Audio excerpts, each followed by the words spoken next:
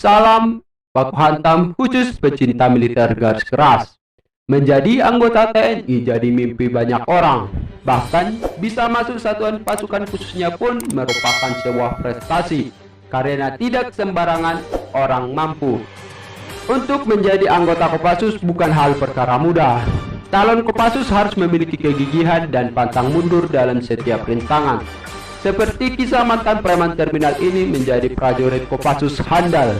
Mantan preman tersebut akhirnya terbukti sukses meski awalnya beberapa kali mengalami penolakan. Prajurit Kopassus memang berasal dari prajurit TNI Angkatan Darat pilihan. Namun latar belakang mereka berbeda-beda.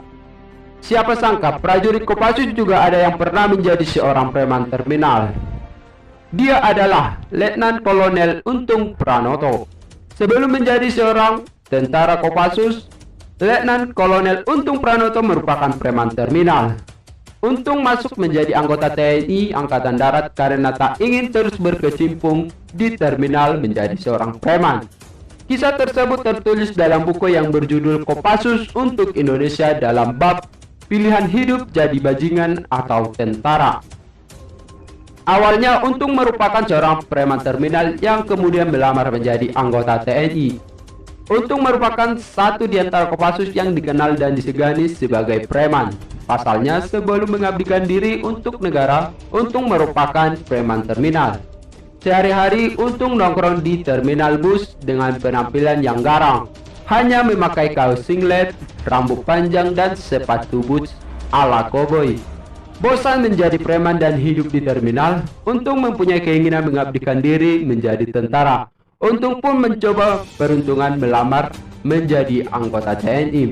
2 kali Untung mendaftar menjadi anggota TNI. Namun, baru yang kedua kalinya mendaftar Untung diterima. Pertama kalinya mendaftar menjadi TNI, Untung datang dengan kaos singlet dan rambutnya gondrong. Saat itu, Untung ditolak karena penampilannya tidak rapi.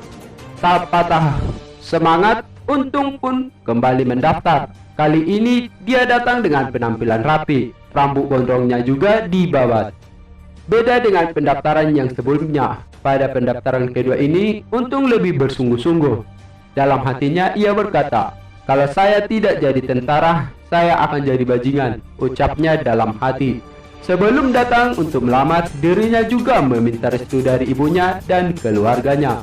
Alhasil, Untung pun lalu diterima menjadi anggota TNI Angkatan Darat dan berpangkat Prada. Masuk menjadi tentara, Untung termasuk satu di antara prajurit yang loyal dan selalu antusias mengerjakan tugas di kesatuannya. Untung juga terkenal sebagai prajurit yang ulet dan tekun.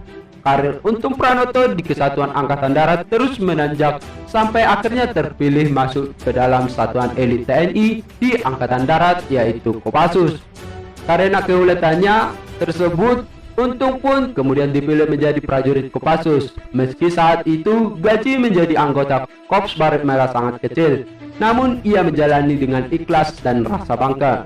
Layaknya pria dewasa lainnya, setelah mempunyai kehansilan, Untung pun berhasrat untuk menikah. Dia pun kemudian melamar kekasih pujaan hatinya. Namun lamaran tersebut berakhir bertepuk sebelah tangan. Lamaran Untung tak diterima karena calon mertua Untung menginginkan mahar yang jumlahnya besar untuk menikahkannya dengan putrinya.